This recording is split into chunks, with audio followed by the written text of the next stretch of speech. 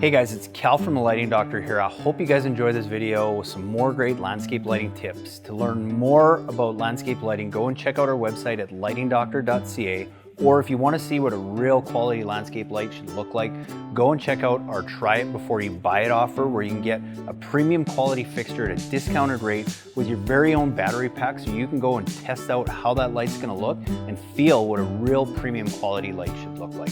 So go and check us out at lightingdoctor.ca, or go watch more videos on YouTube just by searching for the Lighting Doctor. Hey Ryan, thanks for reaching out.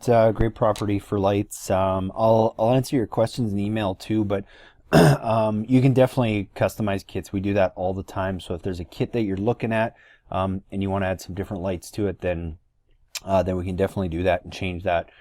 As for the transformer, we're starting to upgrade. I mean, some of our smaller kits used to have the smaller Kitchener transformer, which had a photocell and we would still throw in the Wi-Fi timer. And the reason we did that is just because this was a more economical one. We didn't even use the photocell. Usually we just turn it on the on position and control everything from the Wi-Fi timer, but it was more of an economical transformer. But we are moving into I think incorporating this transformer with all our kits, and even if you order some of these now, we're typically sending this out at no extra charge, just because it's a slightly larger transformer. It's got bigger terminals, which is better quality, and so on and so forth. So regardless what kit that you're looking at or you order, you're probably going to end up getting one of these bigger transformers anyway that comes with the Wi-Fi timer, so you don't have to worry about the photocell. And then as for the lighting on your house, I think what you have for a plan is really good. I would definitely light up both of these sections here, both of these sections of the window.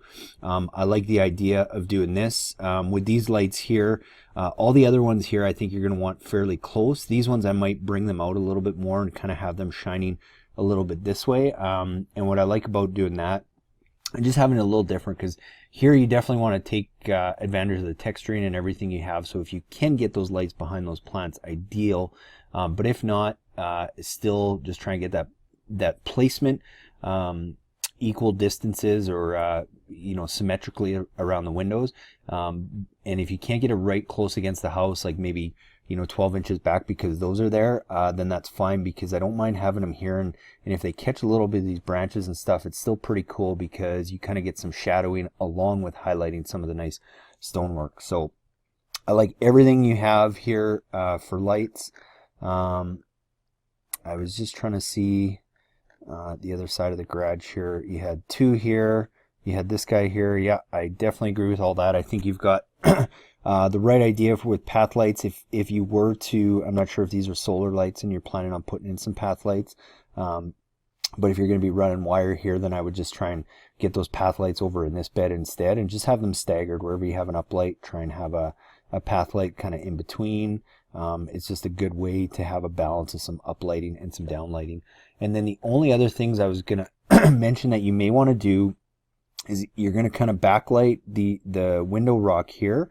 And then I'm not sure if you have quite enough room here. I love the idea of being able to highlight the entryway here. So even if it was, and to keep it consistent, what you might want to do, just so you can get them far enough back, is look at possibly some in-ground lights like this, and having them, kind of in here where you have this that kind of shines up this way, and then kind of one somewhere in here, like the same distance, that kind of shines up this way, and then you catch this whole front section as well as this top peak. The only thing I would say about those two lights is you want to put something over the lens like this. It's called a hex baffle. Basically just a little honeycomb shaped aluminum filter that fits right over the lens, and all it does is it just helps deflect some of that glare. So if you're walking up or out of the house, you're not having that light kind of shining in your eyes. So those are the two that I would add. And then the only other thing you may want to consider is also adding some uplights, one up top here, one here, and I would even try and get one here that kind of catches the second peak. Otherwise these are going to be left untouched. And it's actually a lot easier to do that than it looks. You basically just run the wire right in the east trough.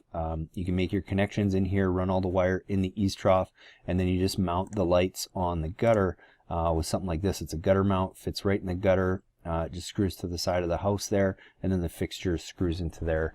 And then as you were looking at the kits too, I'll answer these all in the email, but all the lights, although it may not show it, they do all come with it's a really, on these guys, it's a 6-inch ground stake. On these guys, it's an 8-inch ground stake. So it's a very, very solid, durable ground stake. So you don't have to do anything extra there. So hopefully that helps answer your questions. I really like your plan. You may just want to consider adding those few extra lights that I talked about. And other than that, if there's anything else I can help with, by all means, let me know. Thanks, Ryan. Hey guys, I just wanted to show you this real quick. If you see here, we got this bed area, and this was an area that was totally isolated, that we couldn't get wire to really. We got this nice, beautiful brick walkway here, but we're out on Vancouver Island where it is an island and most of it's rock, and there's just no way we could tunnel underneath that sidewalk without going super deep and totally messing up the gardens. So what we did is, if you see behind me here, on this bush that goes up and then across the doorway here and then back down, what we did is we actually used the gutter, and we actually ran wire up the gutter, over the doorway, and down into this bed here, and we were easily able to do that.